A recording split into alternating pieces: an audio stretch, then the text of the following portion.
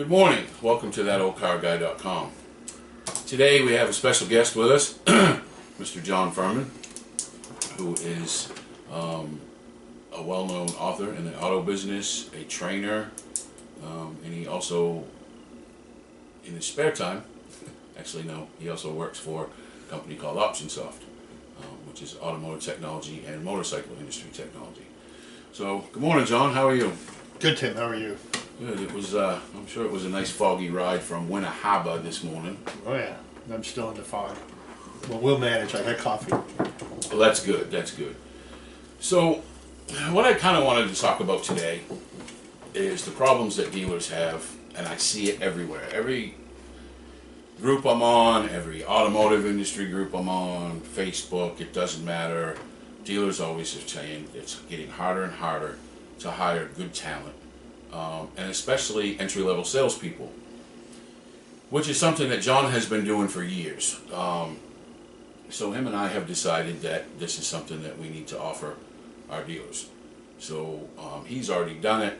Now it's just me coming into the fold. So now if we get double booked, we're still good. I can go, he can go, it doesn't matter.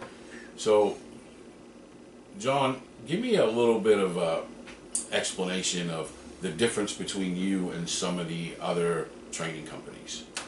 You know, that's a good question. There's a lot of good trainers out there. The training companies, they all have different objectives. You know, some want to make money selling advertising. Some actually make money off their trainers. And to market it, they kind of convince the dealer that they're getting something for nothing. You know, this is a free, no risk thing. And when dealers decide that they want to do this, they really need to look at three things: real cost, reputation cost, right, and retention. The biggest mistake I think that a lot of the other companies out there make is that they don't really set up an individual, especially a young person, somebody starting out in sales, on a career path. You know, when I started, you know, you sold cars for a while, and then they might have made you like the assistant to the assistant to the assistant manager, right? And then you were like the rental car manager, and then you were the finance manager, and so on and so forth up the line. This is almost paying for what used to be known as the warm body theory. Remember, just get somebody in the desk and we'll see if they work out or not.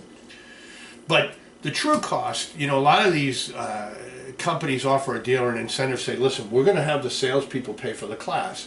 And again, don't get me wrong, I'm not against salespeople investing in their future, but I also think that they should know about it up front. Correct. Before they do that.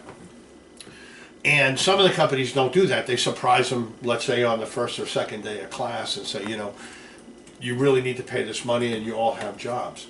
Well, you know, the dealer looks at it and says, well, what have I got to lose? That person's willing to invest, and if they don't work out in 90 days, it doesn't cost me anything. Well, okay. It's the same in sales. You build value. If there's no value to that person, what's your incentive to work harder with them? Right. You know, you may learn something faster than I, all right? But we're both going to get there, and that's really the objective. But if I'm not picking up something as fast as you, and it didn't cost you anything to get me, I'm out the door. Well, now you got to start the process all over again. Yeah, I know. I've done it too many times. Well, not only that, Tim. You want 4 salespeople. You bring in this company. Next thing you know, they've got 20 people up in that room, all right, all paying. Well, where are the other 16 people going? A lot of them get promised that they're going to be placed at another dealership. And that's great. Again, I want the car business to continue to grow, to have young professionals, people that really want to do this. I'm all for that. But when I know for a fact that that trainer is leaving town for another city and another assignment, how is he possibly going to place those people? Correct. You know, so here's where the dealer really needs to think about this. And again, you know, I'm not opposed to some salesperson paying for an education. But when that person leaves town and those people don't get placed, those people are not going around your market as a dealer and saying that company that dealer hired is a really bad company. They don't do that.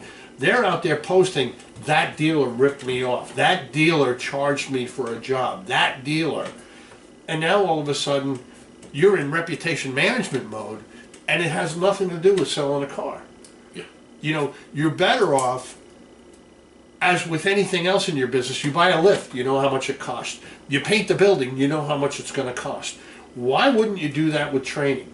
How much is it going to cost me, Mr. Expert, to have 6, 5, 4, 3, 2, 1, whatever the case is, ready, willing, and able salespeople on my floor? I'm not interested in training a guy down the street. Yeah. You know, I want a guy that's going to be working here. Now, you know, the proof in that is when we switched our business model over to, here's our fee. I don't care how many people you want to hire, this is our fee. If you want me to come to your town, it's X. Yep. And when I look back, you know, go back to 2008, 2009, 2010, and some of the people that I trained back then are still at the dealerships that they're at, performing well and succeeding, you know, I'm right. Yeah, there's people you trained for me that are still there. You talk to them on Facebook, I talk to them on Facebook. You know, and here's the thing, I hired John a few times when I was running stores, and the first dealer that I had him come to, it was like pulling teeth. And one of the other managers spoke up and said, well, we need 10 salespeople. And the salesperson and the other manager said, we don't have time to train them. And the dealer definitely didn't want me off the desk. I didn't want the other 2 sales managers that worked for me off the desk. So we hired John, flat fee. He came in. We got quality people. There was some people that interviewed that didn't get invited back, which is how you want it. You want to be able to pick and choose. One of the guys that he hired was actually living in a hotel with his wife and 3 kids because he had lost his job. And that guy, to this day, is still killing it and still selling cars because, you know, he got a chance. If he'd have had to pay for it, he never would have been able to do it. So I looked at it as, I don't have time to train him. I told him what I was looking for. I gave him a background of the store. It was a very big store. We were slammed all the time. You know, we were doing 250 to 275 new cars a month, plus our used car department out of 2 buildings that were side by side. Plus we had a special finance department. We didn't have time to train. I didn't have time to train. We all talk about it. Yeah, we can just train them, this and that. It doesn't work. So the funny part is when I left that dealer to go be a GM for another store, that dealer kept calling John and having him come back. So it worked, and it does work. I mean, I can attest to it, and that's one thing that I like is he would come down for the break at lunch or whatever, and he would give me an update. Hey, I got this one is really doing well. This one needs a little work.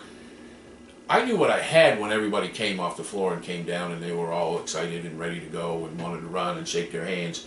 The difference that I did was everybody you can't train a car salesperson in 5 days. It's impossible.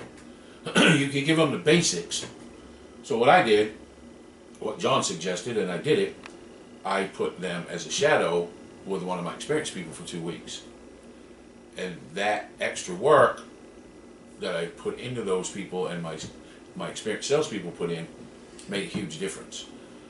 So, you know, if you're interested, if you've got any more questions, you can email me at timp@thatoldcarguy.com, or you can go on www.thatoldcarguy.com, or you can call me 207-385-6718.